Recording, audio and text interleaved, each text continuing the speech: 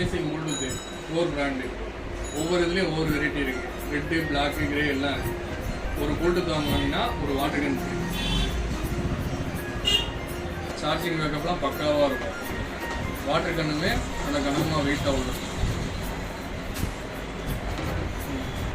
போட்டு 268 பக்கா original brand. Charging பேக்கப்லாம் 4 நாள் 5 நாளைக்கு வந்து. ஹைடெக் போட்டு OnePlus